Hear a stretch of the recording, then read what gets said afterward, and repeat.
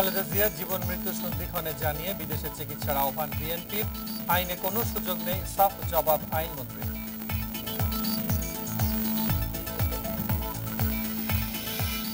নির্বাচন কমিশনার নিয়োগে আইনের খসড়া দিলে সুজন, দলীয় প্রতীকে ইউপি নির্বাচন সহিংসতার বড় কারণ বলছেন গবেষকরা।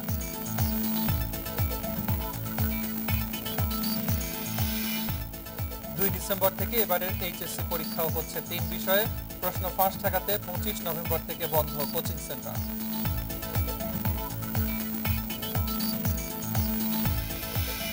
গত 17 বছরে দেশে 122 হাতির মৃত্যু, বেশিরভাগই ফাঁদে ও গুলিতে, বিলুপ্ত হওয়ার ঝুঁকিতে বলছেন গবেষকরা।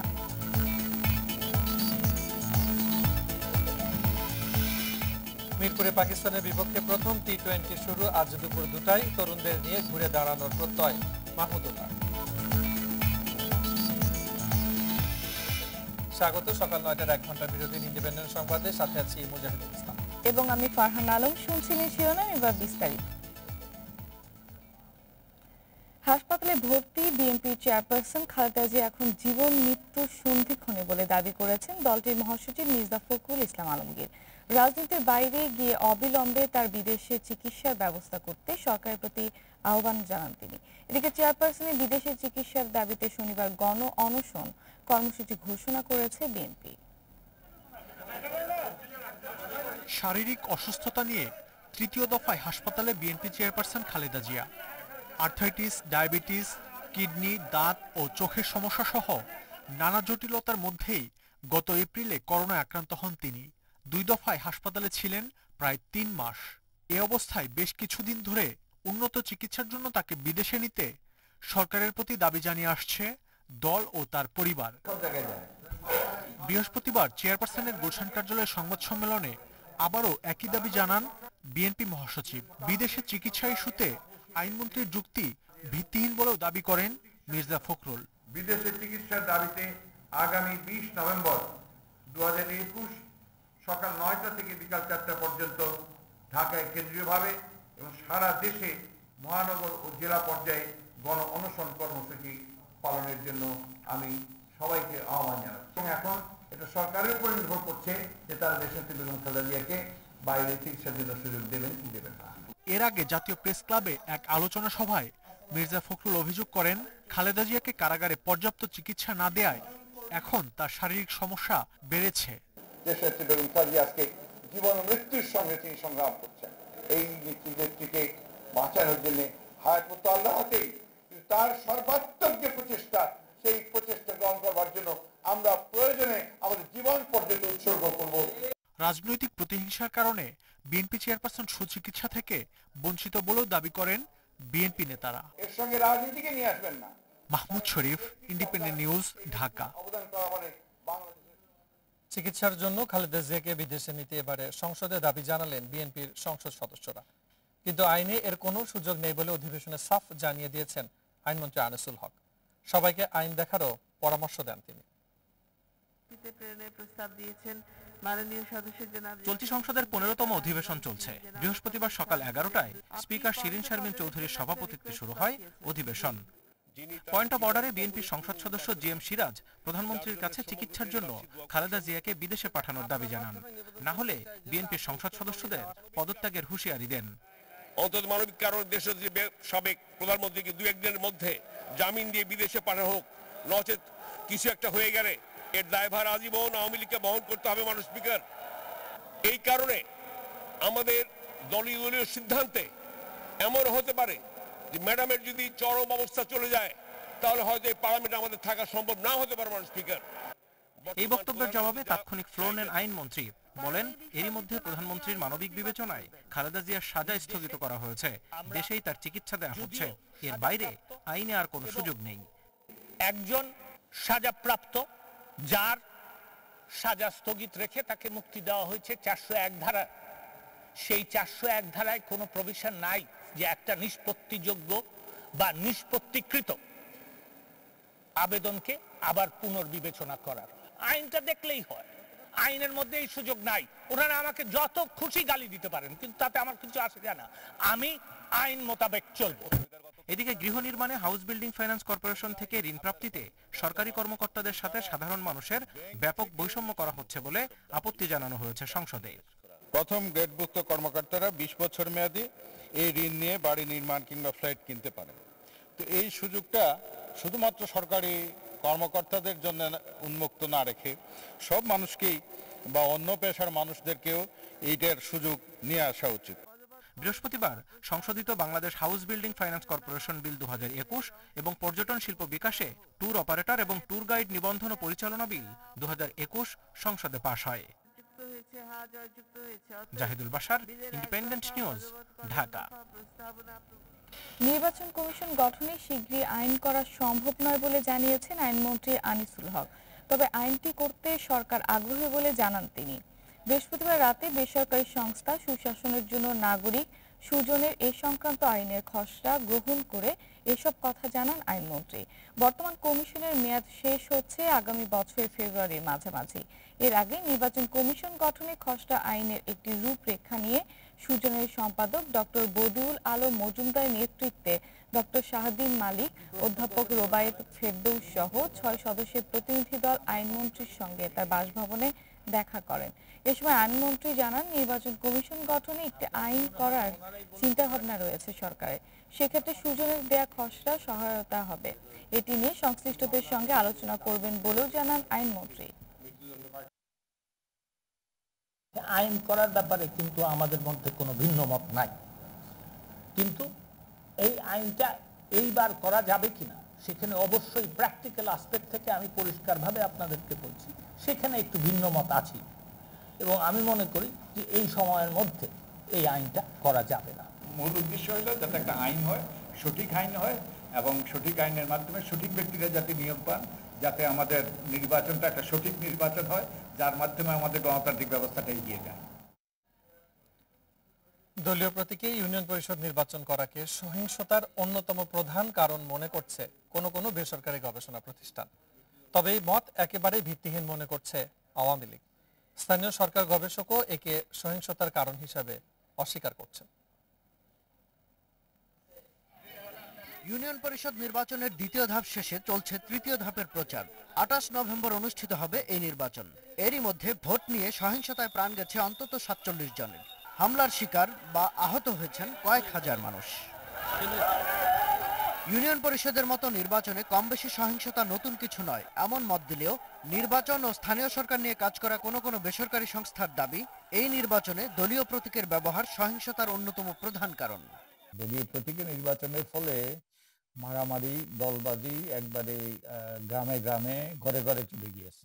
দলের মনোনয়ন পেলে নির্বাচিত হওয়াটা প্রায় নিশ্চিত।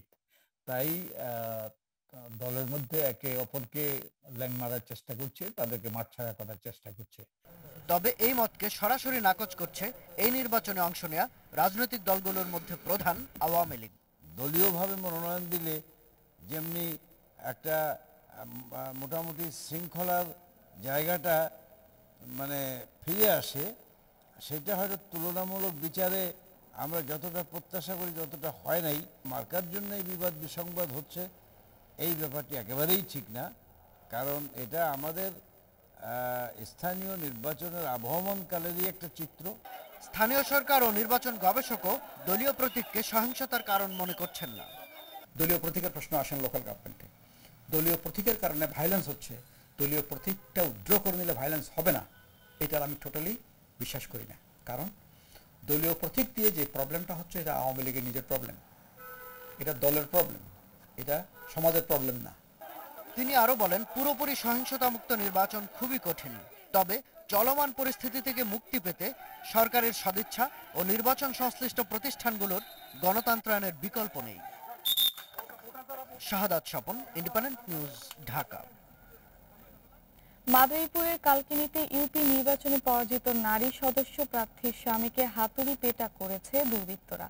আশঙ্কাজনক অবস্থায় তাকে হাসপাতালে ভর্তি করা হয়েছে। আহত আলমগীর সর্দার লক্ষ্মীপুর ইউনিয়নের 7, 8, 9 নম্বর ওয়ার্ডের সংরক্ষিত নারী সদস্য প্রার্থী আসমা বেগমের স্বামী। স্বজনেরা জানান, বৃহস্পতিবার রাতে একটি বিয়ের অনুষ্ঠান থেকে বাড়ি ফেরার পথে দুর্বৃত্তরা তাকে তুলে নেয়। পরে আরিয়াল খাঁ নদের পাড়ে নিয়ে হাতুড়ি লোহার রড দিয়ে আঘাত করা হয়। আলমগীরকে গুরুতর অবস্থায় উদ্ধার করে হাসপাতালে ভর্তি করা হয়। গত 11 নভেম্বর ইউপি নির্বাচনে বিজয়ী প্রার্থীর লোকজন এই ঘটনা ঘটাতে পারে বলে অভিযোগ ভুক্তভোগীর পরিবারের।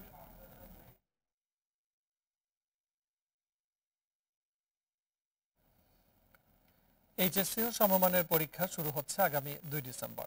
এই উপলক্ষে 25 নভেম্বর থেকে 3 জানুয়ারি পর্যন্ত সব কোচিং সেন্টার বন্ধ রাখতে হবে। শিক্ষা মন্ত্রণালয়ের সংবাদ সম্মেলনে এই নির্দেশনার কথা জানিয়েছেন শিক্ষামন্ত্রী দীপু মনি। সংক্ষিপ্ত সিলেবাসে এবারে পরীক্ষায় অংশ নিচ্ছে প্রায় 14 লাখ পরীক্ষার্থী।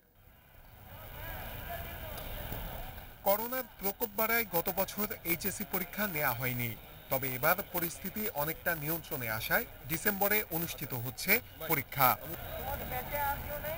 সেই লক্ষ্যে পরীক্ষার্থীদের সংক্ষিপ্ত সিলেবাসও দেয়া হয়েছে আগেই। পরীক্ষা নেওয়া হবে গ্রুপ ভিত্তিক 3টি বিষয়ের। বাকি বিষয়ের ফল হবে এসএসসি এবং জেএসসির নম্বরের ওপর ভিত্তি করে। বৃহস্পতিবার শিক্ষা মন্ত্রণালয়ে পরীক্ষা সংক্রান্ত আইন শৃঙ্খলা কমিটির সভা শেষে শিক্ষামন্ত্রী জানিয়েছেন, সারা দেশে 2621টি কেন্দ্রে পরীক্ষায় বসবে 13,99,690 জন পরীক্ষার্থী। স্বাস্থ্যবিধি নিশ্চিতে পরীক্ষা কেন্দ্রের বাইরে অভিভাবকদের ভিড় না করার আহ্বানও জানান তিনি। পরীক্ষার্থীরা ঠিকই স্বাস্থ্যবিধি মেনে দূরে দূরে বসেছে, তারা যখন ঢুকছে বা বেরিয়ে যাচ্ছে তখনও মোটামুটি একটা স্বাস্থ্যবিধি বজায় রাখার প্রবণতা আমরা দেখছি, কিন্তু বাইরে অপেক্ষমান অভিভাবকদের মধ্যে স্বাস্থ্যবিধির কোনো তোয়াক্কা আছে বলে আসলে আমাদের কাছে মনে হচ্ছে না। প্রশ্ন ফাঁস ঠেকাতে আগামী 25 নভেম্বর থেকে 3 জানুয়ারি পর্যন্ত বন্ধ থাকবে সব কোচিং সেন্টার। পরীক্ষা নিয়ে কোনো গুজব ছড়ানো হলে কঠোর ব্যবস্থার হুঁশিয়ারি দেন শিক্ষামন্ত্রী। কখনো কখনো কোচিং সেন্টারগুলোকে ভিত্তি করেই কিছুটা এই প্রশ্নপত্র ফাঁস করবার একটা অপচেষ্টা কিংবা গুজব ছড়াবার একটা অপচেষ্টা কখনো কখনো দেখা যায় যে একটা যোগসূত্র থাকে। সেই কারণে আমরা সকল ধরনের কোচিং সেন্টারকেই আমরা এই সময়টায় বন্ধ রাখবার জন্য নির্দেশনা দিয়েছি। বিজ্ঞান বিভাগের পরীক্ষার্থীদের লিখিত অংশে 8টি প্রশ্নের মধ্যে 2টির এবং এমসিকিউতে 25টির মধ্যে 12টির উত্তর দিতে হবে। আর মানবিক ও ব্যবসায় শাখায় উত্তর দিতে হবে লিখিত অংশে 11টি প্রশ্নের মধ্যে 3টির এবং এমসিকিউ অংশে 30টির মধ্যে 15টির। Nure Alam, independent news, Dhaka. Sitting service সহ নানা অজুহাতে এখনো বাড়তি ভাড়া আদায় করা হচ্ছে যাত্রীদের কাছ থেকে। বেশ কিছু কোম্পানির বাসে 1.5 থেকে 2 গুণ বাড়তি টাকা আদায় করলেও নেই ভাড়ার তালিকা। পরিস্থিতি নিয়ন্ত্রণে বিআরটিএ নিয়মিত ভ্রাম্যমাণ আদালত পরিচালনা করলেও তেমন সুফল মিলছে না। চিটাগং রোড পাটুরিয়া রুটে চলাচল করে নীলাচল পরিবহন। বিভিন্ন স্থান থেকে ওঠা যাত্রীদের কাছ থেকে 5 থেকে 25 টাকা বাড়তি ভাড়া আদায় করছিল বাসটি। 50 টাকা ছিল, 15 টাকা বেশি নেই, ওনাদেরই কথা। আমরা আরো 3 দিন গেছি। 15 টাকার ভাড়া 20 টাকা নিছে, কেন 20 টাকা নিব? সবকিছু তো সব ঠিক আছে, তো কেন নিল 15 টাকার ভাড়া 20 টাকা? কোম্পানি যে বলে ভাই আমি যদি প্রয়োজন বলবে তুমি চাকরিতে চলে যাও, তোমার ডিউটি করার দরকার নাই। বাড়তি ভাড়া আদায় ও বৈধ কাগজপত্র না থাকায় বাসটিকে 5000 টাকা জরিমানা করে বিআরটিএ এর ভ্রাম্যমাণ আদালত। আমরা তাদেরকেও কিন্তু কঠোরভাবে ধরছি এবং তাদের বিরুদ্ধে আমরা জরিমানা আরোপ এখনো পর্যন্ত করছি। তো আমাদের এই ধারা যেহেতু অব্যাহত থাকবে, আমি মনে করি অচিরে আমরা একটা এই ভাড়ার নৈরাজ্য বলেন কিংবা বিশৃঙ্খলা বলেন, এটা আমরা রোধ করতে পারবো। রাজধানীতে চলাচল করা ট্রাস্ট, বসুমতী, বিহঙ্গ সহ বেশ কিছু পরিবহনে বিআরটিএ নির্ধারিত তালিকা টাঙানো হয়নি। ভাড়াও আদায় করা হচ্ছে ইচ্ছে মতো। স্বরাষ্ট্রমন্ত্রী আসাদুজ্জামান খান বলেন, গণপরিবহনে অতিরিক্ত ভাড়া আদায়ে কঠোর আইনি ব্যবস্থা নেওয়া হবে। দুপুরে রাজধানীর তেজগাঁও মহিলা কলেজে এক অনুষ্ঠানে তিনি একথা বলেন। ভাড়া বৃদ্ধির এটা অ্যামাউন্টটা আনুপাতিক হারে আমাদের পরিবহন মালিক শ্রমিকদের সঙ্গে বসে এটা তারা যৌথভাবে সিদ্ধান্ত নিয়েছে। এর চেয়ে বেশি ভাড়া নেয় অবশ্যই আমরা তারা আইনের আওতায় নিয়ে আসবো। গণপরিবহনে ভাড়া ডাকাতি ও সিটিং সার্ভিসের নৈরাজ্য বন্ধের দাবিতে সংবাদ সম্মেলন করেছে বাংলাদেশ যাত্রী কল্যাণ সমিতি। কোম্পানিকে বলা হবে সরকার নির্ধারিত এই তালিকা অনুযায়ী ভাড়া নিতে হবে, তার তোমাদের ওয়েবিল অনুযায়ী কোনো ভাড়া নেওয়া যাবে না। অতিরিক্ত ভাড়া নিতে দেখা যায় তাহলে ওই বাসের চালক হেল্পারকে জরিমানা করার সাথে সাথে ওই কোম্পানির এমডি এবং চেয়ারম্যানকেও জরিমানা করতে হবে। তাহলে আমি মনে করি ঢাকা শহরে কালকেই ভাড়া নৈরাজ্য বন্ধ করা সম্ভব। এদিকে অর্ধেক ভাড়া নেয়ার দাবিতে রাজধানীর নিউ মার্কেটে বিক্ষোভ করে ঢাকা কলেজের শিক্ষার্থীরা। এ সময় তারা কিছুক্ষণ সড়ক অবরোধ করে রাখে। পরে পুলিশের হস্তক্ষেপে স্বাভাবিক হয় যান চলাচল। মাহমুদুন নবী, ইন্ডিপেন্ডেন্ট নিউজ, ঢাকা। আগামী বছর ডিসেম্বরে দিয়াবাড়ি থেকে আগারগাঁও পর্যন্ত মেট্রো রেলের 10 থেকে 12টি ট্রেন চালু হওয়ার কথা রয়েছে। এই মুহূর্তে 7টি ট্রেন ট্রায়ালে আছে বলে জানিয়েছে কর্তৃপক্ষ। এছাড়া 2023 সালের মধ্যে পুরো মেট্রো রেল সেবা চালু করার সম্ভাবনা রয়েছে। মেট্রো রেল প্রকল্পের সার্বিক কাজের অগ্রগতির আরো জানাতে রাজধানীর মিরপুর থেকে যোগ দিচ্ছেন সহকর্মী সুমন তানভীর। তানভীর, আপনি আজকে যে জায়গাতে রয়েছেন সেখানে সকাল থেকে আসলে কি ধরনের প্রত্যেক দিনের যে তাদের কার্যক্রম সেটির আজকে কি ধরনের প্রস্তুতি লক্ষ্য করছেন, এবং এই যে আগামী বছরের ডিসেম্বরের লক্ষ্যমাত্রাকে ধরে যেই প্রস্তুতিগুলো চলছে সেক্ষেত্রে আসলে প্রতিদিন কতগুলো ট্রেন যাতায়াত করছে এবং এই ট্রেনের আগামী ডিসেম্বরে আসলে কোন পর্যন্ত ট্রেন চালু হতে পারে এ ব্যাপারে বিস্তারিত আমাদেরকে জানাবেন।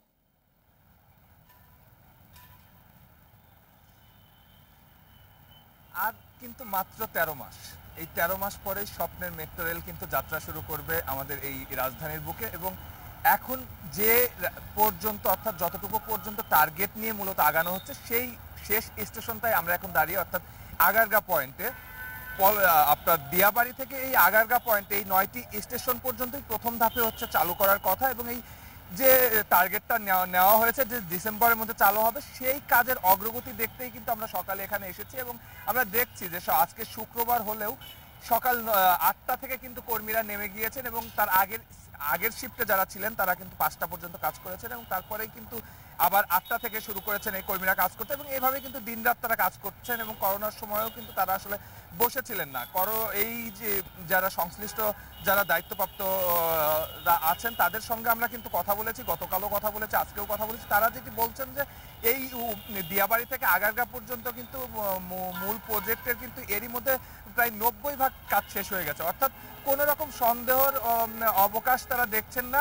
সরকার যে টার্গেটটি নিয়েছে অর্থাৎ ডিসেম্বরের ভেতরে আগামী বছরের বিজয়ের মাসে এই মেট্রো রেল দেশবাসীর জন্য আসলে চালু করে দেওয়ার কথা, সে বিষয়ে তারা কোনো সন্দেহ দেখছেন না। মূলত এখন যে কাজটি মূলত চলছে, আপনি জানেন যে এই যে 9টি স্টেশনের কথা আমি বললাম, এখানে কিন্তু যে পথ দিয়ে রেল চলবে সেটার কাজ কিন্তু সব শেষ। এখন মূলত চলছে, আপনি জানেন বৈদ্যুতিক ট্রেন, সেই বৈদ্যুতিক ট্রেনটি যে বিদ্যুতের উপর নির্ভর করে চলবে সেই ইলেকট্রিক্যাল কাজগুলো চলছে, মেকানিক্যালের কাজ চলছে। আর এই যে স্টেশন দেখছেন এটি 9 নম্বর স্টেশন আমাদের আগারগাঁও। এই স্টেশনগুলোর হচ্ছে বহির্গমন কিংবা প্রবেশ পথ এইগুলো নির্মাণের কাজ চলছে। আর ওই পাশে ডিপোর ওই পাশটার খবর আমরা নিয়ে যতটুকু জেনেছি সেখানেও মোটামুটি কাজ প্রায় শেষ। সেখানে মোট 52টি অবকাঠামো নির্মাণ করার কথা ছিল, সেই 52টি অবকাঠামোর ভেতরে 32টি অবকাঠামো এরই মধ্যে তারা নির্মাণ করে ফেলেছেন, আর 20টি অবকাঠামো নির্মাণ কাজ কিন্তু ওই পাশটায় চলছে। এবং আমাদেরকে কর্তৃপক্ষ জানিয়েছেন যে সেটিও আগামী মাসের মধ্যেই কিন্তু আসলে শেষ হয়ে যাবে সেই অবকাঠামো নির্মাণের কাজ। তো সব মিলিয়ে আপনি যেটি বলছিলেন যে আসলে এখন কতগুলো ট্রেন চলছে সেটি আপনিও নিউজে খানিকটা উল্লেখ করেছেন যে এখন 7টি ট্রেনের আসলে ট্রায়াল পর্যায়ে চলছে। 7টি ট্রেন দিয়ে প্রতিদিন এই দিয়াবাড়ি থেকে 3টি স্টেশন পার হয়ে আমাদের পল্লবী পর্যন্ত কিন্তু ট্রেনগুলো আসছে এবং সেটি প্রতিদিন ট্রায়াল পর্যায়ে আছে। এবং এই ট্রায়াল পর্যায়ে কিন্তু আরো 3 মাস চলবে, অর্থাৎ আগস্টের 31 তারিখ থেকে যে ট্রায়াল পর্যায়টা শুরু হয়েছে সেটা 6 মাস চলার কথা, অর্থাৎ ফেব্রুয়ারি মাস পর্যন্ত চলবে। এবং আমরা যতটুকু শুনতে পেরেছি যে সেই ফেব্রুয়ারির পরে কিন্তু ইন্টিগ্রেটেড স্টেপ যে শুরু হবে, যে স্টেজে হচ্ছে পরীক্ষা করা হবে যে ট্রেনগুলো যে স্টেশন হয়ে আসবে সেই স্টেশনগুলোর বৈদ্যুতিক লাইন ঠিক আছে কিনা, প্রত্যেকটা স্টেশনে ট্রেনগুলো ঠিক মতো আসলে থামছে কিনা, সিগন্যাল বাতি কাজ করছে কিনা, এই পর্যায়টা শুরু হবে ফেব্রুয়ারির পর থেকে, অর্থাৎ সেটি চলবে কিন্তু পরবর্তী 6 মাস। সেই পরবর্তী 6 মাস এটি চলার পর থেকে, এবং আমাদেরকে কর্তৃপক্ষ যেটি জানিয়েছেন তখন কিন্তু আসলে পল্লবী পর্যন্ত এই ট্রায়াল ভার্সন চালানোর চিন্তা ভাবনা তাদের নেই। যাত্রীবিহীন ট্রেন তখন তাদের দিয়াবাড়ি থেকে কিন্তু এই আমরা এখন যে স্টেশনটিতে দাঁড়িয়ে আছি সর্বশেষ এই স্টেশন পর্যন্ত চালানোর কিন্তু তাদের চিন্তা ভাবনা রয়েছে। এবং এই স্টেশন পর্যন্ত চালানোর পরে সবকিছু ঠিকঠাক থাকলে, অর্থাৎ ওই 6 মাসের ওই ট্রায়াল পর্যায়টা যখন শেষ হয়ে যাবে তখনই কিন্তু তারা বলছেন যে একদম আনুষ্ঠানিকভাবে কিন্তু প্রস্তুত হয়ে যাবে এই মেট্রো রেলের ঢাকার বুকে মেট্রো রেল চলার কার্যক্রম। তো সব মিলে কাজের অগ্রগতি বলেন কিংবা কাজের যে সকাল থেকে এসে আমরা যে চিত্র দেখতে পেলাম কিংবা কর্তৃপক্ষের সাথে যেভাবে আমরা কথা বলে যেসব তথ্য আসলে পেলাম সবকিছু মিলে খুব ভালোভাবে আমরা আশা করতে পারি কিংবা খুব করে আশা করতে পারি যে আগামী যে ডিসেম্বরের টার্গেটটি নিয়ে আসলে মেট্রো রেল আগাচ্ছে, সেই ডিসেম্বরে আসলে রাজধানীর মানুষ এই স্বপ্নের মেট্রো রেল দেখতে যাচ্ছে। মেট্রো রেলের কাজের অগ্রগতি নিয়ে রাজধানীর আগারগাঁও থেকে যোগ দিয়েছিলেন সহকর্মী সুমন তানফির। জ্বালানির দাম বৃদ্ধির কারণে গত অর্থবছর থেকে অতিরিক্ত প্রায় ৬,৫০০ কোটি টাকা বেশি ভর্তুকির প্রয়োজন হবে বাংলাদেশ বিদ্যুৎ উন্নয়ন বোর্ড পিডিবির। এ অবস্থায় সরকার সম্পূর্ণ ভর্তুকি না দিলে আগামী বছর বিদ্যুতের দাম বাড়তে পারে, এমন ইঙ্গিত পিডিবির চেয়ারম্যানের। এদিকে বিশেষজ্ঞরা বলছেন, বিদ্যুতের দাম বাড়ানো হলে আর্থিক বিপর্যয় নেমে আসবে জনজীবনে। 2020-21 অর্থ বছরে বিদ্যুৎ খাতে সরকার ভর্তুকি দিয়েছে 11,700 কোটি টাকা। বিশ্ববাজারে জ্বালানির দামে ঊর্ধ্বমুখী অবস্থায় চলতি অর্থ বছরে বিদ্যুৎ বিভাগের ভর্তুকির প্রয়োজন হবে প্রায় 18,000 কোটি টাকা। কিন্তু বিভিন্ন উন্নয়নমূলক কাজে সরকারের বিপুল পরিমাণ অর্থ ব্যয়, করোনার টিকা প্রদানে অর্থ খরচ সহ নানা কারণে সরকারের ব্যয় হয়েছে লক্ষ কোটি টাকা। এ অবস্থায় সরকার বিদ্যুৎ খাতে কি পরিমাণ অর্থ ভর্তুকি দিবে এবং কতটুকু দাম সমন্বয় করবে, এই নিয়ে চলছে আলোচনা। বাংলাদেশ বিদ্যুৎ উন্নয়ন বোর্ডের চেয়ারম্যান জানালেন, দাম বৃদ্ধির বিষয়ে সরকার থেকে এখন পর্যন্ত লিখিতভাবে নির্দেশনা দেয়া হয়নি। অর্থাৎ এবছরই দাম বাড়ানোর পরিকল্পনা নেই সরকারের। তবে বিশ্ববাজারে জ্বালানির দাম কমে না এলে নতুন বছরের মার্চে বিদ্যুৎ উন্নয়ন বোর্ডের লোকসান অনেক বেড়ে যাবে। তখন বাড়াতে হতে পারে বিদ্যুতের দাম। অবশ্যই এর একটা ইম্প্যাক্ট বিদ্যুতের দামের উপরে আসবে এবং সেক্ষেত্রে যদি বিদ্যুতের ট্যারিফ বাড়ানো না হয় তাহলে সরকারের ভর্তুকি বাড়বে। যে জ্বালানিটা এখন আমদানি করব আমরা, সেটা মূলত ব্যবহার হবে আগামী মার্চ থেকে, আগামী সামারে, এবং তখন কিন্তু অবশ্যই আমার কাছে মনে হয় যে সরকারের ভর্তুকি অনেকাংশে বেড়ে যাবে। বিশেষজ্ঞরা বলছেন, দেশে জ্বালানি তেলের দর বৃদ্ধিতে নেতিবাচক প্রভাব পড়েছে অর্থনীতিতে। এখন বিদ্যুতের দাম বাড়ানো হলে তা হবে মরার উপর খাড়ার ঘা। এখন পিডিবি ক্রস ফায়ারে আছে আর কি। বিদ্যুতের দাম বাড়ার সঙ্গে সঙ্গে একটা ভয়ঙ্কর পরিস্থিতি এরকম ভাবে না, এর থেকেও খারাপ ভাবে তৈরি তো হবেই, এবং এই তৈরি হয়ে গেছে তা না, এটা প্রক্রিয়া চলছে। তার উপরে আরো বেশি সেটা ভয়ঙ্কর রকমের উস্কানি পাবে, বলতে পারেন যে আগুনের জ্বালার মতো অবস্থা তৈরি হবে। এ অবস্থায় সামগ্রিক অর্থনীতির কথা বিবেচনায় নিয়ে প্রণোদনা হিসেবে সরকারকে ভর্তুকি প্রদানের মাধ্যমে জনজীবনে স্বস্তি দেওয়ার পরামর্শ অর্থনীতিবিদদের। Shamim Ahmed, independent news, Dhaka. সংবাদে নিচ্ছে একটা বিরতি। সংবাদের এ পর্যায়ে জেনে নেব বাজার পরিস্থিতি। বাজার পরিস্থিতির সার্বিক বিস্তারিত খবর জানাতে আমরা এখন চলে যাচ্ছি কাউরান বাজারে। সেখানে রয়েছেন সহকর্মী শাহিদ আহমেদ।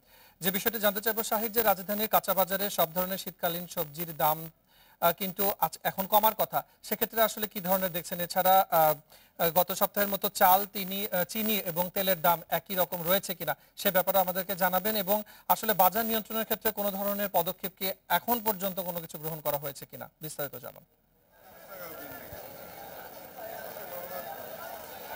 দেখুন, আসলে এই সপ্তাহে যেহেতু ছুটির দিন, আসলে এখানে কিন্তু এই ছুটির দিনে ক্রেতা বিক্রেতা দুই পক্ষেরই সমাগম ভালো হয়। সেক্ষেত্রে দামের আসলে ওঠানামা বা মিশ্র প্রতিক্রিয়া সবই লক্ষ্য করা যায়, তেমনটাই আজকে দেখা যাচ্ছে। এই মুহূর্তে আমি আপনাকে যেটা সকাল থেকে আমি রাজধানী কারণ বাজার সহ পার্শ্ববর্তী যে হাতিপুর বাজারে, এখানেও আমি ঘুরেছিলাম।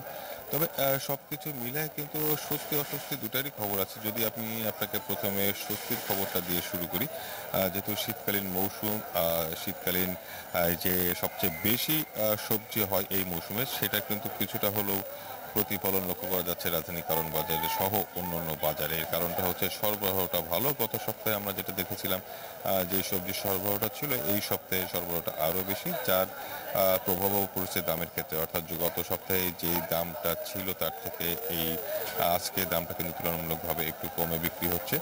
আমি যদি দামের বিষয়টা বলি, সেক্ষেত্রে তারা যেটা বলছে বিক্রেতারা, যে ঢাকার আশেপাশে সহ সারা দেশে শীতকালীন সবজি যেটা ছিল সেই ক্ষেত থেকে তুলনামূলকভাবে প্রতিদিনই তুলছে গত সপ্তাহে, এবং এটা ঢাকায় আসা ফলে দামটা কিন্তু তাদের মধ্যে যে আশঙ্কা ছিল যে ডিজেলের দাম বৃদ্ধিতে পরিবহন খরচটা বেড়ে যাবে, সেটাও কিন্তু একটা প্রভাব পড়েছে। তবে এক কথা যদি বলা যায়, গত সপ্তাহের তুলনায় শীতকালীন সবজি সরবরাহ ভালো হওয়ায় কিছুটা হলেও দাম কমেছে। সেটা যদি আমরা বলি কেজিতে প্রায় 5 থেকে 7 টাকা পর্যন্ত কমেছে। এবার যদি আপনাকে অস্বস্তির খবরটা বলি, সেক্ষেত্রে নিত্যপণ্যের বাজারে যতগুলো পণ্য আছে, ভোগ্যপণ্য, এগুলোর মধ্যে যেই সব পণ্যগুলো সবচেয়ে বেশি প্রচলিত তার মধ্যে অন্যতম হচ্ছে ব্রয়লার মুরগি। সেক্ষেত্রে এই ব্রয়লার মুরগির দামটা কিন্তু গত সপ্তাহের তুলনায় এই সপ্তাহে কেজিতে প্রায় 5 টাকার উপরে বৃদ্ধি পেয়েছে। আমি যদি দামের বিষয়টা বলি, গত সপ্তাহে ব্রয়লার মুরগি যেটা 107 টাকা কেজিতে বিক্রি হয়েছিল, আজকে কিন্তু সেটা 165-170 টাকা কেজিতে বিক্রি হচ্ছে। আর যেটা সোনালী জাতের মুরগি, সেটা কিন্তু গত সপ্তাহে বিক্রি হয়েছিল 260-250, সেটা কিন্তু আজকে বিক্রি হচ্ছে 270-80 এবং অন্যান্য কোনো বাজারে সেটা 290-300 টাকা পর্যন্ত বিক্রি হচ্ছে।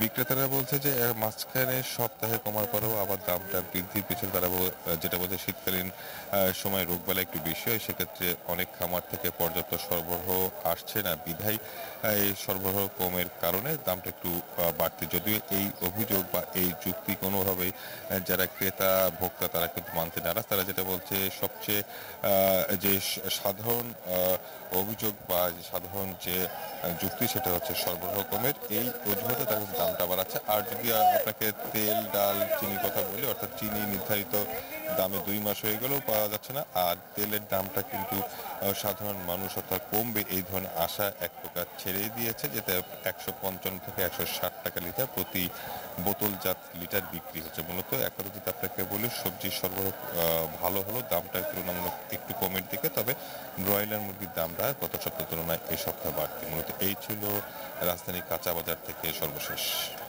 সপ্তাহের বাজার দর জানাতে রাজধানীর কারণ বাজার থেকে যোগ দিয়েছিলেন সহকর্মী শাহিদ আহমেদ। আপনারা দেখছেন বিরতিহীন সংবাদ।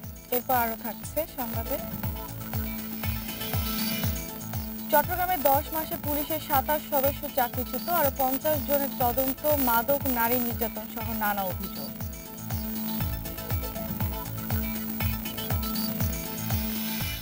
প্রথমবারের মতো এশিয়ান আর্চারির ফাইনালে লড়ছে বাংলাদেশ। স্বর্ণ জয়ের ইতিহাস গড়তে কোরিয়ার বিপক্ষে লড়াইয়ে আজ দিয়া রুবেল জুটি।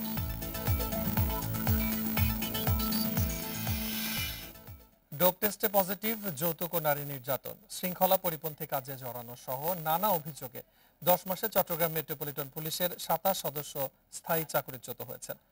বিভাগীয় তদন্তের মুখোমুখি আছেন আরো অন্তত 50 জন, যাদের সবাই কনস্টেবল থেকে সাব ইন্সপেক্টর পদমর্যাদার।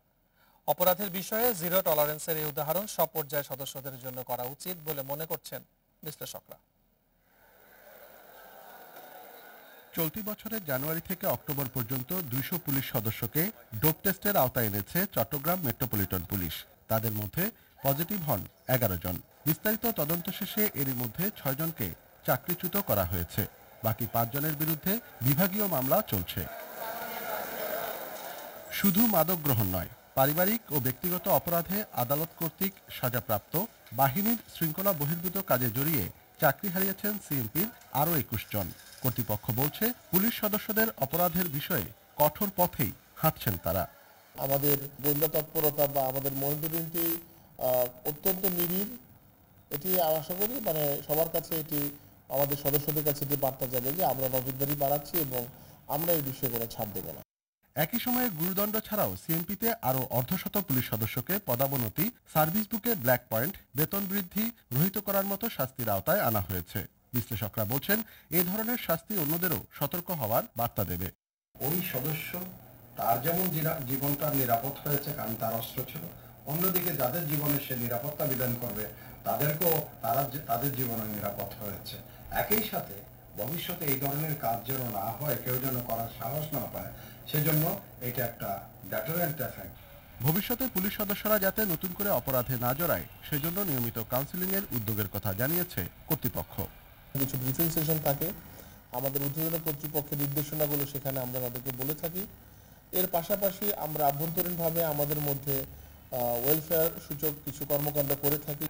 নগরীর প্রায় 7 লাখ মানুষের নিরাপত্তায় 4টি জোনে 16 থানা নিয়ে কাজ করে চট্টগ্রাম মেট্রোপলিটন পুলিশ।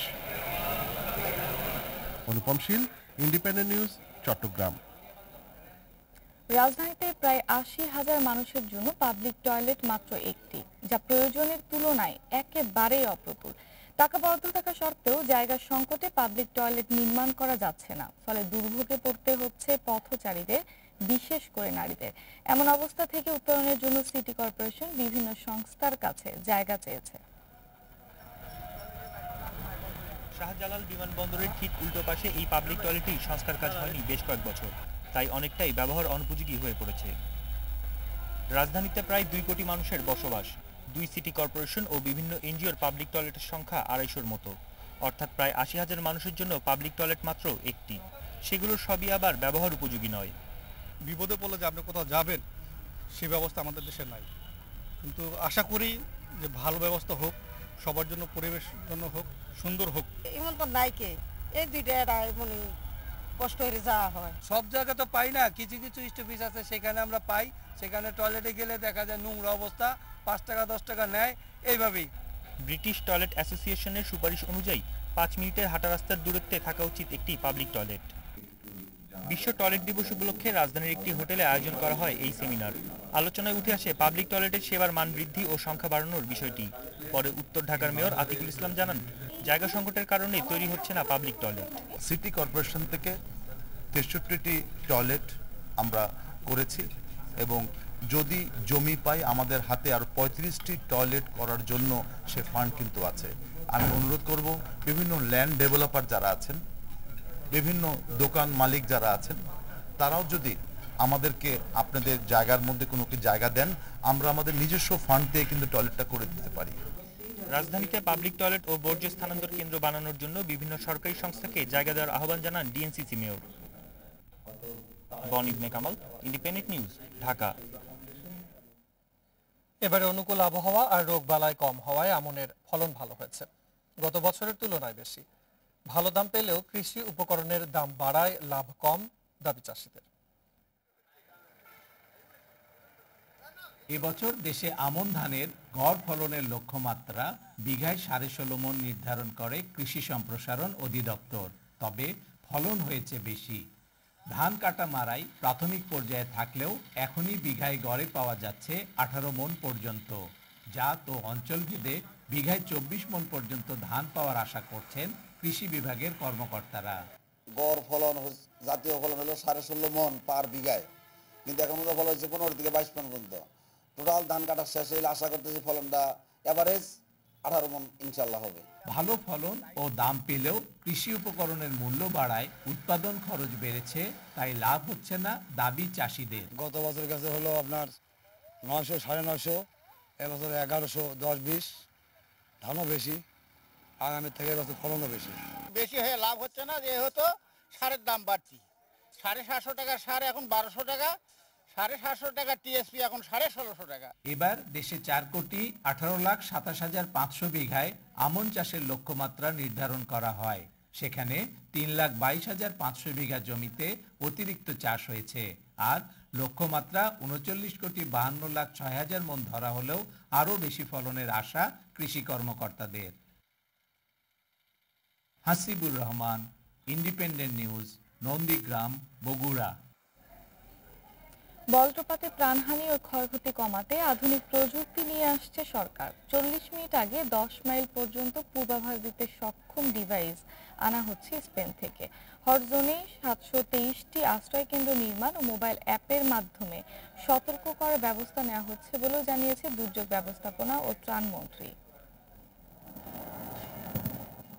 বৈশ্বিক তাপমাত্রা 1 ডিগ্রি বেড়ে গেলে বজ্রপাত বৃদ্ধি পায় 12 ভাগ। জলবায়ু পরিবর্তনে এই প্রভাব এখন সরাসরি পড়ছে বাংলাদেশে। সরকারি হিসেবে প্রতি বছর দেশে বজ্রপাতে 150 মানুষ মারা যাচ্ছে, তাই একে জাতীয় দুর্যোগ বলছে সরকার। বজ্রপাতে মৃত্যু ও ক্ষয়ক্ষতি কমাতে সরকার 10 লাখ তালগাছ রোপণের সিদ্ধান্ত নেয় 3 বছর আগে, কিন্তু এতে সুবিধা পেতে সময় লাগবে বেশি। তাই হাতে নেওয়া হয়েছে নতুন প্রকল্প। বৃহস্পতিবার রাজধানীর ইঞ্জিনিয়ার ইনস্টিটিউশনে এক মতবিনিময় সভায় দুর্যোগ ব্যবস্থাপনা ও ত্রাণ প্রতিমন্ত্রী জানান, প্রাণহানি কমাতে ব্যবহার করা হবে আধুনিক প্রযুক্তি। মেঘের যে গুরু গুরু ডাক, সেই ডাক থেকে বজ্রপাত হতে সময় লাগে 40 মিনিট, এবং এই 40 মিনিটের আগে আমরা সিগন্যালটা দেওয়ার জন্য আমরা পরিকল্পনা গ্রহণ করেছি, এবং এই 40 মিনিটের মধ্যে যাতে নিরাপদ আশ্রয়ে যেতে পারে সেজন্য আমরা আশ্রয় কেন্দ্র উইথ লাইটনিং শেল্টার এটা করার পরিকল্পনা গ্রহণ করছি। সভায় প্রতিমন্ত্রী আরো জানান, বজ্রপাতের পূর্বাভাস পেতে আধুনিক প্রযুক্তি আনা হচ্ছে স্পেন থেকে। সেই সঙ্গে 30,000 টাকায় দেশেই তৈরি করা হবে বিশেষ ডিভাইস। বাইরের একটা লাইটনিং অ্যারেস্টার মাত্র 90 স্কোয়ার মিটারের মূল্য পড়ে 7.5 থেকে 8.5 লক্ষ টাকা। সেখানে আমরা যদি লোকাল প্রযুক্তি তৈরি করতে পারি, আমরা আরো কয়েকটি সেমিনার আমাদেরকে অনেকেই তৈরি করে দেখেছেন, 20 থেকে 30,000 টাকা খরচ হয়। তা আমরা দেশীয় কারিগরি দেশীয় টেকনোলজিকে আমরা ইনভাইট করব। প্রধানমন্ত্রীর অনুমোদন পেলেই আগামী মাসে এই প্রকল্প বাস্তবায়নে কাজ শুরু হবে। Shahriar Anirban, independent news, Dhaka. প্রত্যেকটি হাই স্কুলে গিয়ে স্বাস্থ্যকর্মীরা শিক্ষার্থীদের করোনা টিকা দেবে। শিগগিরই শুরু হবে এই কার্যক্রম। কেন্দ্রীয় ঔষধ প্রশাসন অধিদপ্তরে বিশ্ব অ্যান্টি মাইক্রোবায়াল সপ্তাহ উপলক্ষে এক অনুষ্ঠানে একথা জানান স্বাস্থ্যমন্ত্রী জাহিদ মালেক। 1 নভেম্বর থেকে 12 থেকে 17 বছর বয়সী স্কুল শিক্ষার্থীদের করোনা ভাইরাস প্রতিরোধী টিকা দেওয়া কার্যক্রম শুরু হয়। এতদিন রাজধানী জুড়ে 8টি স্কুলে 25টি বুথে শুধু ফাইজারের টিকা দেওয়া হচ্ছিল। প্রথম অবস্থায় 47টি জেলায় টিকা দেওয়ার পরিকল্পনা থাকলেও এখন পর্যন্ত 22টি জেলার নির্দিষ্ট কিছু স্কুলে টিকা দেওয়া শুরু করা সম্ভব হয়েছে। সব শিক্ষার্থীদের দ্রুত টিকাদান নিশ্চিত করতে প্রত্যেক স্কুলে করোনা প্রতিরোধক টিকা দেওয়া হবে। শিগগিরই শুরু হবে এই কার্যক্রম। এখন পদ্ধতি হলো একটা স্কুলে 5টা স্কুল থেকে ছাত্র আসবে, সেখানে একটু নিবন্ধনের সমস্যা হচ্ছে, আনার সমস্যা হচ্ছে। সেই জন্য আমরা সিদ্ধান্ত নিয়েছি যে যেহেতু কিনা ওনাদের একটু সমস্যা হচ্ছে, আমাদের যে ডিজি হেলথ ওনারাই এখন টিম নিয়ে ওই সমস্ত স্কুলে নিয়ে যাবে এবং টিকা দিবে যাতে সমস্যাটা না হয়। বিশাল এই কর্মযজ্ঞ সামাল দিতে প্রস্তুত হচ্ছে সরকারের স্বাস্থ্য বিভাগ। বাড়ানো হচ্ছে ফাইজার টিকার মজুদ। খুব তাড়াতাড়ি শুরু হবে, সেটা প্ল্যান চলছে। আমরা তো সিদ্ধান্ত নিয়েছি খুব তাড়াতাড়ি শুরু হবে। এটা আরো তো টিম তৈরি করতে হবে, সেই টিমগুলোকে এখন প্রশিক্ষণ দিচ্ছে, এখন চলে যাবে। ইতোমধ্যে 2 লাখ শিক্ষার্থীকে করোনা ভাইরাস প্রতিরোধে টিকাদান সম্পন্ন হয়েছে। রিশাদ হুদা, ইন্ডিপেন্ডেন্ট নিউজ, ঢাকা। দেশে 17 বছরে মারা গেছে 122টি হাতি। প্রতি বছর গড়ে মারা যায় 7টি হাতি, যার বেশিরভাগেরই মৃত্যু হয় বৈদ্যুতিক তারের ফাঁদে পড়ে এবং গুলিতে। বন বিভাগ বলছে, স্থানীয় মানুষ ও রাজনীতিকদের চাপ এবং জনবল সংকটের কারণে কোণঠাসা মাঠ পর্যায়ের বন কর্মকর্তারা। গবেষকরা বলছেন, এ হারে হাতি হত্যা চললে খুব দ্রুত হারিয়ে যাবে প্রাণীটি। নৃশংসভাবে শুরু হয়েছে হাতি হত্যা। চট্টগ্রামের বাঁশখালী ও সাতকানিয়া, কক্সবাজারের চকরিয়া এবং শেরপুরের শ্রীবর্দীতে এ মাসে অস্বাভাবিক মৃত্যু হয়েছে 5 হাতির। এর আগে 1 আগস্ট কক্সবাজারের রামু খুনিয়াপালংয়ে বৈদ্যুতিক তারের ফাঁদে ফেলে হত্যা করা হয় এক মা হাতিকে। গত বছরের নভেম্বরেও চকরিয়া ও রামুতে গুলি করে মারা হয় 2টি হাতি। বন বিভাগের তথ্য অনুযায়ী 2004 সাল থেকে 17 বছরে মারা গেছে 122টি হাতি, যার বেশিরভাগই অস্বাভাবিক মৃত্যু। যেসব কৃষক পরিবার ক্ষতিগ্রস্ত হয়েছে তাদেরকে রক্ষা করার জন্য যাদের উপরে ব্যবস্থা ছিল, সেটা যদি বন বিভাগ হয়ে থাকে, যদি পুলিশ বিভাগ হয়ে থাকে, যদি কৃষি বিভাগ হয়ে থাকে বা সরকারি অন্য দপ্তর হয়ে থাকে, তাদের বিচার হওয়া উচিত। এখন যদি বিচার এবং শাস্তি না হয়, সেই দেশে আইন থাকা আর না থাকা একই কথা। মানবিক কারণে বিপুল সংখ্যক রোহিঙ্গার আশ্রয় শিবির এবং রাষ্ট্রীয় প্রয়োজনে সেনা ক্যাম্প 2টি করা হয়েছে কক্সবাজারের উখিয়া, টেকনাফ ও রামুর বিস্তীর্ণ পাহাড় ঘিরে। আবার 2000 থেকে কক্সবাজার রেল লাইন স্থাপন এবং কোরিয়ান ইপিজেট নির্মাণের জন্য ধ্বংস হয়েছে প্রায় 10,000 একর বনভূমি। এতে বন্ধ হয়ে গেছে হাতি চলাচলের উখিয়া ঘুমঘুম করিডোর ও পানের ছড়া তুলাবাগান করিডোর। আমাদেরও করিডোর, হাতিরও করিডোর, সুতরাং সেইটাকে বলবো কনফ্লিক্ট। এটা হলো যে ওর আবাস আমরা শেষ করে দিয়েছি, ওর খাওয়ার সোর্সগুলি আমরা শেষ করে দিয়েছি। হ্যাঁ, ওকে মেরে ধরে শেষ করে দিয়েছি, ওকে নেকেট একটা জায়গায় রেখেছি যেটা ওর আবাস না। এই হাতিগুলি কিন্তু বিলুপ্ত হয়ে যাবে আগামী কয়েক বছরের মধ্যেই। আমাদের টেকনাফ অভয়ারণ্যের ভিতরে যে হাতিগুলি, এগুলিও কিন্তু রোহিঙ্গা ক্যাম্পের কারণে আসতে পারছে না এবং আমরা প্রতিনিয়ত দেখছি যে আমাদের এই হাতিগুলি একটা একটা করে মারা যাচ্ছে। হাতি হত্যার দায়ে 2 থেকে 12 বছর পর্যন্ত কারাদণ্ড এবং 1 লাখ থেকে 10 লাখ টাকা পর্যন্ত অর্থদণ্ডের বিধান রয়েছে। অপরাধীদের শাস্তির আওতায় আনার দায়িত্ব বন বিভাগের। তবে স্থানীয় এলাকাবাসী এবং রাজনীতিকদের চাপের কারণে মাঠ পর্যায়ে বন কর্মকর্তারা তা করতে পারে না। রয়েছে জনবল সংকট। রিজার্ভ ফরেস্টের মধ্যে বিদ্যুৎ বিভাগ বিদ্যুৎ সংযোগ দিয়ে দিয়েছে, যে সব সংযোগ থেকে লাইন এক্সটেনশন করে হাতির মৃত্যুর ফাঁদ তৈরি করছে সেখানকার কৃষকরা এবং লোকাল জনগণ। তবে বন্য হাতির আক্রমণ প্রতিহত করতে সৌরশক্তির প্রাচীর তৈরির পরামর্শ বিশেষজ্ঞদের। এই পদ্ধতিতে হাতি রক্ষায় সফল হয়েছে শ্রীলঙ্কা। Shahriar Anirban, independent news, Dhaka. বিশ্বে করোনায় একদিনে 7,628 মানুষের মৃত্যু হয়েছে। এই নিয়ে মৃতের সংখ্যা 51,46,000 ছাড়ালো। নতুন 7 লাখ রোগী নিয়ে মোট আক্রান্ত 25,63,00,000-এর বেশি। 24 ঘন্টায় সবচেয়ে বেশি 1,251 জনের মৃত্যু হয়েছে রাশিয়ায়। দেশটিতে নতুন করে রোগী মিলেছে 37,000-এর বেশি। যুক্তরাষ্ট্রে বৃহস্পতিবার 1,147 জনের মৃত্যু হয়েছে। সংক্রমিত হয়েছে প্রায় 1 লাখ নাগরিক। নিউ মেক্সিকোতে রোগীর সংখ্যা বাড়ায় সেবা দিতে হিমশিম খাচ্ছে হাসপাতালগুলো।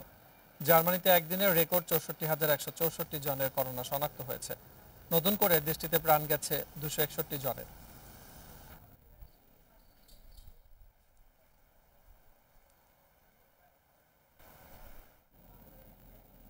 আফগানিস্তানে তীব্র হচ্ছে মানবিক বিপর্যয়। সংকট মোকাবেলায় যুক্তরাষ্ট্রের কাছে জব্দ আফগান তহবিল দ্রুত ফিরিয়ে দেওয়ার আহ্বান জানিয়েছে তালেবান সরকার। এদিকে আন্তর্জাতিক মুদ্রা তহবিল IMF ও বিশ্ব ব্যাংককে আফগান অর্থনৈতিক পুনরুদ্ধারে সহযোগিতার তাগিদ দিয়েছে চীন। চরম মানবিক বিপর্যয়ের দ্বারপ্রান্তে আফগানিস্তান। বুধবার জাতিসংঘের নিরাপত্তা পরিষদের বৈঠকে এমনটাই জানিয়েছেন সংস্থাটির আফগানিস্তান বিষয়ক বিশেষ প্রতিনিধি ডেবোরা লিওন্স। দেশটির ভঙ্গুর অর্থনীতিকে এর জন্য দায়ী করেন তিনি। বলেন, বর্তমানে দেশটির প্রায় 60% মানুষ খাদ্য সংকটে ভুগছে। শীতকালে পরিস্থিতি আরো খারাপ হবে বলেও সতর্ক করেন তিনি। এছাড়া দেশটির জিডিপি 40% সংকুচিত হয়েছে বলেও উদ্বেগ জানানো হয়। তবে এখনো সংকট সমাধানের পথ খোলা রয়েছে বলে উল্লেখ করেন ডেবোরা। এর জন্য আটককৃত রিজার্ভ ফেরত দেয়া ও তালেবানের ওপর আরোপিত নিষেধাজ্ঞা তুলে দেওয়ার পরামর্শ দেন তিনি। আফগানিস্তান খুব কম সময়ে ভয়াবহ পরিস্থিতির মুখোমুখি হতে যাচ্ছে। দেশটি মানবিক বিপর্যয়ের দ্বারপ্রান্তে রয়েছে, তবে এই সংকট প্রতিরোধযোগ্য। আফগান অর্থনীতি নিয়ে উদ্বেগ জানিয়েছে চীনও। নিরাপত্তা পরিষদের বৈঠকে বিশ্ব ব্যাংক ও আন্তর্জাতিক মুদ্রা তহবিলকে পুনরায় দেশটিতে অর্থায়ন শুরুর আহ্বান জানান জাতিসংঘের চীনা প্রতিনিধি জাং জুন। এছাড়া টেকসই উন্নয়নের পথ খুঁজে বের করতে আন্তর্জাতিক সম্প্রদায়কে সহায়তার হাত বাড়িয়ে দেওয়ার তাগিদ দেন তিনি। এই অবস্থায় বিদেশে জব্দ আফগান কেন্দ্রীয় ব্যাংকের $900 কোটি তহবিল ফিরিয়ে দেওয়ার অনুরোধ জানিয়েছেন তালেবান নেতারা। একটি খোলা চিঠিতে যুক্তরাষ্ট্রকে এই আহ্বান জানান তালেবান পররাষ্ট্রমন্ত্রী আমির খান মুক্তাকি। আশরাফ শুভ, ইন্ডিপেন্ডেন্ট নিউজ। 3 ম্যাচ টি-20 সিরিজের প্রথমটিতে আজ বাংলাদেশের প্রতিপক্ষ পাকিস্তান। বিশ্বকাপের ব্যর্থ মিশন শেষে ঘুরে দাঁড়ানোর চ্যালেঞ্জ। সাকিব, মুশফিক, সাইফুদ্দিনের শূন্যতায় তরুণদের জ্বলে ওঠার সুযোগ। এদিকে বিশ্বকাপের ধারাবাহিকতা ধরে রাখতে চায় পাকিস্তান। ম্যাচের আগের দিন দল ঘোষণা করে নির্ভার সফরকারীরা। মিরপুরে শেরেবাংলা স্টেডিয়ামে ম্যাচ শুরু দুপুর 2টায়। বিশ্বকাপে ভরাডুবিতে দলে বড়সড় রদবদল। মুশফিককে ছেটে ফেলে ভিন্ন বার্তা দিয়েছে ম্যানেজমেন্ট। এ নিয়ে দলের মধ্যে চাপা অসন্তোষ, কিন্তু প্রকাশ্যে আসেননি কেউই। মাহমুদুল্লাহ মুখ খুললেন না। অধিনায়কের পরিকল্পনা ম্যাচকে ঘিরে। আমার অবস্থান সম্পর্কে যদি এখন আমি কথা বলতে যাই তাহলে এখন অনেক কিছুই বলা হবে এবং এটা অনেক ভেতরের কথা। এই জিনিসটা আমার কাছে মনে হয় না এখন বলা উচিত বা অ্যাপ্লিকেবল না এই মুহূর্তে। সিনিয়রদের শূন্যতায় পাকিস্তান সিরিজ তরুণদের জন্য প্রমাণের মঞ্চ। 16 জনের দলে 6 নতুনের 4 জনেরই নেই টি-20 অভিজ্ঞতা। তারপরও ওদের উপর রয়েছে মাহমুদুল্লাহর অগাধ বিশ্বাস। যদি আপনি সক্ষমতার কথা বলেন সেদিক থেকে আমার পুরোপুরি ভরসা আছে আমার টিমের উপর। They all are capable. We have to be like very aware about everything এবং সবকিছুই স্কিল লেভেলে আমাদের খুব ভালোভাবে এক্সিকিউট করতে হবে because they have some brilliant batsmen, brilliant bowlers. Inform Pakistan বাংলাদেশকে হালকা ভাবে নিচ্ছে না। পুরো শক্তির দল নিয়ে শতভাগ জয় নিয়ে দেশে ফিরতে মরিয়া বাবরের দল। উঠতে থাকা দলটা ম্যাচের আগের দিন 12 জনের দল ঘোষণা করে চাপহীন থেকেছে। মিরপুরের উইকেটে প্রমাণের সুযোগ করে দিচ্ছে তরুণদের। বিশ্বকাপের মোমেন্টাম ধরে রেখে খেলতে চাই, পাশাপাশি আমরা আমাদের বেঞ্চের খেলোয়াড়দেরও সুযোগ দিতে চাই। তাই ম্যাচে আমরা 4টা পরিবর্তন এনেছি। বাংলাদেশ ঘরের মাঠে শক্ত প্রতিপক্ষ, তাদেরকে সহজভাবে নেয়ার কোনো সুযোগ নেই। বাংলাদেশ পাকিস্তান সিরিজে তৃতীয় প্রতিপক্ষ উইকেট। আগের 2 সিরিজের মতো উইকেট হচ্ছে না এটা নিশ্চিত। তারপরও খুঁটিয়ে খুঁটিয়ে উইকেট দেখে স্বস্তি খুঁজে নিচ্ছেন মাহমুদুল্লাহ সুজন। ঘরের মাঠে টানা 2 সিরিজ জিতে প্রত্যাশা বাড়িয়েছিল বাংলাদেশ, কিন্তু বিশ্বকাপে গিয়ে প্রত্যাশার সাথে পারফরম্যান্সের সমন্বয় করা যায়নি। দীর্ঘ বিরতি শেষে মাঠে ফিরছে দর্শক। বাংলাদেশ কি পারবে টি-20 মিশনে ঘুরে দাঁড়াতে? সাইফুল মজুমদার, ইন্ডিপেন্ডেন্ট নিউজ, শেরেবাংলা জাতীয় ক্রিকেট স্টেডিয়াম, ঢাকা। পাকিস্তানের বিপক্ষে প্রথম টি-20তে অভিষেকের অপেক্ষায় সাইফ হাসান ও ইয়াসির রাব্বি। গুরুত্বপূর্ণ পজিশনে সাদা বলের ক্রিকেটে ফিরতে যাচ্ছেন নাজমুল শান্ত। স্পোর্টিং উইকেটে 3 পেসার নিয়ে মাঠে নামার সম্ভাবনা বেশি বাংলাদেশের। অস্ট্রেলিয়া ও নিউজিল্যান্ড সিরিজে রান কম হলেও এবার 160 থেকে 170 রানের উইকেটে হবে খেলা। শুধু একটা সিরিজ নয়, বাংলাদেশ ক্রিকেট যেন প্রবেশ করতে যাচ্ছে নতুন একটা অধ্যায়ে। সেই শুরুটা হচ্ছে না খুব একটা গোছালো পরিকল্পিত। পরীক্ষিত অভিজ্ঞ ক্রিকেটাররা দলে নেই, নতুনরাও খুব একটা প্রস্তুতি নিয়ে আসতে পারেননি। মুশফিক, সাইফুদ্দিন, লিটন, সৌম্য না থাকায় একাদশে বেশ কয়েকটা পরিবর্তন নিশ্চিত। ওপেনিংয়ে নাইমের সাথে শুরু করবেন অভিষেকের অপেক্ষায় থাকা সাইফ হাসান। শুরুতে টেস্ট স্পেশালিস্ট বলা হলেও এখন বিপরীত স্রোতে মিশতে হচ্ছে সাইফকে। টাইগার জার্সিতে 5 টেস্টে বলার মতো পারফরমেন্স নেই এই ওপেনারের। ওয়ান ডাউনে সাকিব নেই, গুরুত্বপূর্ণ দায়িত্ব পালন করতে হবে শান্তকে। এর আগেও এই পজিশনে তার উপর ভরসা রাখা হয়েছিল। দ্বিতীয় সুযোগ কাজে লাগাতে পারবেন তো? আরও একজনের অভিষেক অনেকটা নিশ্চিত। দীর্ঘদিন দলের সাথে থেকে ম্যাচ না পাওয়ার আক্ষেপ ঘুচতে যাচ্ছে ইয়াসির রাব্বির। মিডল অর্ডারে থাকবেন এই ব্যাটসম্যান। বিশ্বকাপ দলের মাহমুদুল্লাহ, আফিফ, সোহান, মাহেদি ও শামীম নিশ্চিত। বোলিংয়ে পরিবর্তন নেই তেমনটা। মুস্তাফিজ, তাসকিন, নাসুম নিশ্চিত। উইকেট দেখে ঠিক করা হবে একজন ব্যাটসম্যান কমিয়ে স্পেশালিস্ট বোলার রাখা না রাখার বিষয়টি। সবশেষ 10 ম্যাচে মিরপুরের উইকেটে শুধু রান খরা আর বোলারদের দাপট। স্পিনিং উইকেটে খেলার ক্ষতিকর দিক বুঝতে পেরেছে ম্যানেজমেন্ট। তাই তো এবার স্পোর্টিং উইকেটে ভরসা বিসিবির। সূর্যের আলোয় ম্যাচ, এজন্য 2 অধিনায়ককে ভাবতে হচ্ছে না ডিউ ফ্যাক্টর নিয়ে। Mazharul Islam, independent news. 3 match টি-20 সিরিজের দ্বিতীয়টিতে আজ ভারতের মুখোমুখি হবে নিউজিল্যান্ড। প্রথম ম্যাচ জিতে ফুরফুরে মেজাজে রোহিত শর্মার দল। বিশ্বকাপে বাজে পারফরমেন্সের পর কিউইদের বিপক্ষে ঘরের মাঠে দারুণ শুরু। তারুণ্য নির্ভর দল নিয়ে কিউই বধের পরিকল্পনা ভারতের। সিরিজ নিশ্চিতের ম্যাচে একাদশে পরিবর্তনের সম্ভাবনা কম। আকসার প্যাটেলের জায়গায় চাহালকে নিলে লোয়ার ব্যাটিং অর্ডারে দেখা দিতে পারে দুর্বলতা। অন্যদিকে সিরিজে নেই উইলিয়ামসন, বোল্ট, কনওয়ে। দ্বিতীয় ম্যাচে দেখা যেতে পারে জেমস নিশাম কিংবা ইস চৌধুরীকে। সমতায় ফেরার ম্যাচে জয়ের বিকল্প কিছু ভাবছে না অধিনায়ক টিম সাউদি। আজ থেকে শুরু হচ্ছে আবুধাবি টি-10 লিগ। উদ্বোধনী ম্যাচে রাতে 9:30টায় নর্দার্ন ওয়ারিয়র্সের মুখোমুখি হবে দিল্লি বুলস। আর রাত 11:30টায় টিম আবুধাবির বিপক্ষে খেলবে বাংলাদেশ টাইগার্স। টাইগারদের ব্যস্ত সূচিতে বাংলাদেশি ক্রিকেটার থাকছে না এবারের আসরে। তবে ভবিষ্যতে একাধিক ক্রিকেটারের খেলার কথা জানান দলটির শতাধিকারী ইয়াসিন চৌধুরী। ক্রিস গেইল, মঈন আলী, উপুল থারাঙ্গার মতো তারকারা খেলবেন এবারের আসরে। বাংলা টাইগার্সের আইকন প্রোটিয়া তারকা ডুপ্লেসি করোনা আক্রান্ত হওয়ায় মোহাম্মদ আমিরকে পাবে না দলটি। 6 দল নিয়ে 10 ওভার ফরম্যাটে হবে খেলা। 4 ডিসেম্বর ফাইনাল দিয়ে পর্দা নামবে আবুধাবি টি-10-এর।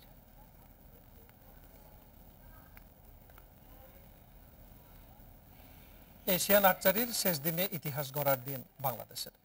প্রথমবারের মতো মিশ্র দলগত ইভেন্টে আজ কোরিয়ার বিপক্ষে স্বর্ণপদকের লড়াইয়ে নামবে দিয়া রুবেল জুটি। আর্মি স্টেডিয়ামে সমাপনী দিনের তৃতীয় ইভেন্টে লড়বে লাল সবুজ। গেল মঙ্গলবার সেমিফাইনালে তীব্র প্রতিদ্বন্দ্বিতাপূর্ণ ম্যাচে শক্তিশালী ভারতকে হারিয়ে ফাইনালের টিকিট পায় দিয়া রুবেল জুটি।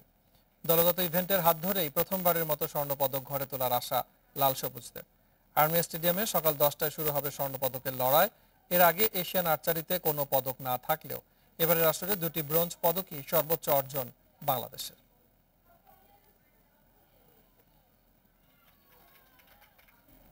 এই ছিল এখনকার ভিডিও থেকে ইন্ডিপেন্ডেন্ট সংবাদ।